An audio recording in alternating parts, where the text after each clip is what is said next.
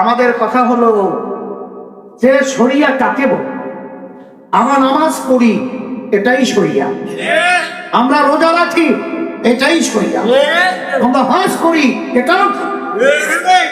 আমরা অন্যায় প্রতিবাদী, ন্যায়ের পক্ষে কথা বলি, এটাও শরিয়া। কিন্তু লোকের মধ্যে বলতে হয় যে প্রচলিত নিয়মে আইনে দেশ পরিচালনা করবে, তখন আমাদের সন্দেহ চলে আসলো যে আসলে বাস্তবতা আপনারা যে লক্ষ্য উদ্দেশ্য নিয়ে আমরা পথ চলছিলাম, কিন্তু সেই লক্ষ্য উদ্দেশ্যকে মেলাদ করে রঙে স্বপ্ন যারা ক্ষমতার দেখেছে, এদের মাধ্যমে জাতি প্রতারিত হবে, দেশ আবার অনিশ্চয়তার দিকে চলে যাবে। আমরা যে লক্ষ্য উদ্দেশ্য নিয়ে চলছিলাম, সেই লক্ষ্য উদ্দেশ্য বাস্তবায়ন হবে না। আমরা দেখলাম বিভিন্ন চায়নায় যে তাদের কথা এবং তাদের চিন্তা যারা পরীক্ষিত বন্ধুদের সাথে এবং পরীক্ষিত সাথীদের সাথে প্রতারণা করতে পারে, এরা ক্ষমতায় গেলে বাংলাদেশের জনগণের সঙ্গে প্রতারণা করবে এবং এনাদের ক্ষমতায় নাই। তখন এই দেশ নিয়ে আমরা যে চিন্তা করেছি, আপনার স্বপ্ন দেখেছি, তখন ইসলামকে আমরা আমাদের নিজের হাতেই জবাই করার সামিল।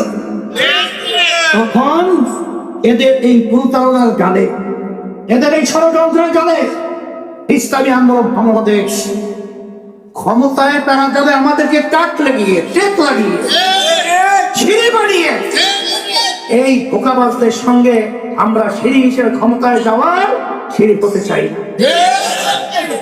তখন ওই মুহূর্ত একা ইসলামী আন্দোলন বাংলাদেশ বের হয়ে আছে, এটা চাকরিখানি কথা না। আপনারা যত সহজ মনে করছেন অত সহজ নয়, কিন্তু আল্লাহকে তাওয়াক্কুল করে যেই লক্ষ্য উদ্দেশ্য ইসলামী আন্দোলন বাংলাদেশ রাজনীতি করে। আমি নিজেও কিন্তু এমপি প্রার্থী হই নাই, এমপি নালাই তো আমরা নয়, মন্ত্রিত্বের জন্য রাজনীতি করি না।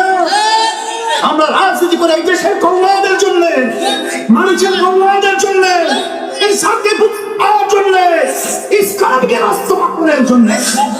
কিন্তু যারা নাকি আমাদেরকে এই ধোঁকা দিয়ে প্রতারিত করে ক্ষমতায় যাওয়ার স্বপ্ন দেখেছে, আল্লাহর রহমতে আমার মন বলছে এই রঙিন স্বপ্ন বাস্তবায়ন হবে। এখন কথা হলো, আমার ভাইদেরকে বলবো, পর্দারে মা বোনরা যারা শুনেছেন, এই সিদ্ধিরগঞ্জ এবং এই সোনারগাঁয়ের মাটি ইসলামের পক্ষের ঘাঁটি। এমন এক প্রার্থীকে আপনাদের সামনে আমরা দিয়েছি, যেই প্রার্থী রাষ্ট্রদূত ছিল সৌদি আরব, বাংলাদেশের পক্ষ। আমি যতটুকু তার সম্পর্কে জেনেছি, আমি বহুত আলোচনা করেছি। আপনাদের এই এলাকার জন্য কল্যাণ যদি আপনারা পেতে চান, আমার প্রার্থীর সঙ্গে অন্যান্য প্রার্থী তুলনা করবেন। যদি আমার প্রার্থী সর্বদিক থেকে ভালো হয়, তাহলে যারা ইসলামকে ভালোবাসেন, যারা মানুষকে ভালোবাসেন, যারা এই দেশকে কল্যাণময় দেশ হিসেবে দেখতে চান, আমি সকলকে উদাত্ত আহ্বান জানিয়ে দাবি করছি।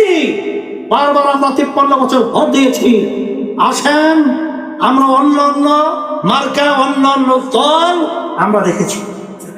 এই পরিবর্তনের লক্ষ্যে আপনাদের উদাত্ত আহ্বান জানাচ্ছি যে আমার প্রার্থী ইসলামী আন্দোলন বাংলাদেশের পক্ষের হাত পাকা। হাত পাকা প্রতীক এমন এক শান্তির প্রতীক, যেই প্রতীকের বাতাসের মাধ্যমে আল্লাহর সমস্ত অশান্তি দূর হয়ে যাবে। এখন আমার নেতা কর্মী সহ আমার মুরব্বী, আমার ভাইদেরকে আমি পরিষ্কার ভাবে বলছি, আমার মা বোনদেরকে বলছি, আমার কথা পৌঁছে দেন সারা দেশের মধ্যে। আসেন, আমি সারা দেশ থেকে যে খবরগুলো পাচ্ছি, আল্লাহর রহমতে ইসলামী আন্দোলন বাংলাদেশের প্রতি হাত পাকা প্রতীকের প্রতি, চরমায় বিশ্বাস হুজুরের প্রতি, চরমায় বিশ্বাসের প্রতি আল্লাহর বান্দাদের মা বোনদের আন্তরিকতা তৈরি হয়েছে।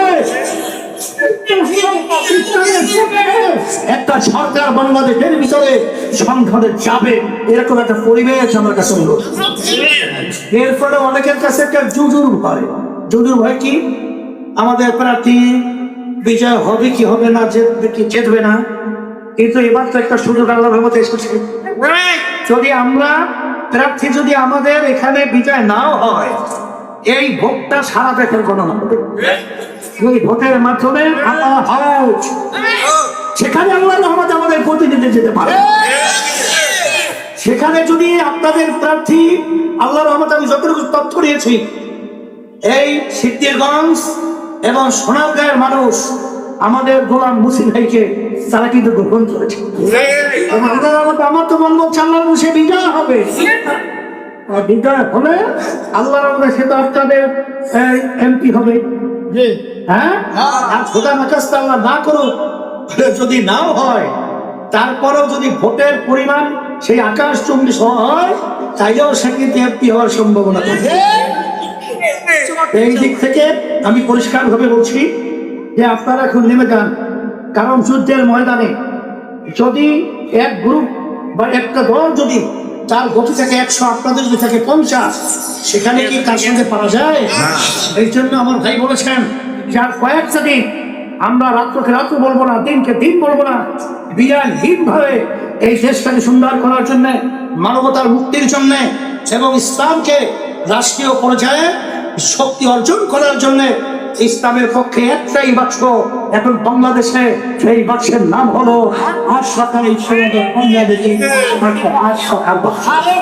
আর কোন বাক্স ইসলামের পক্ষে আছে? আমরা যে বলেছি ইসলামের পক্ষে একটা বাক্স দেবো, এই বাক্সটাই আমরা কবুল করেছে। বাক্স আল্লাহ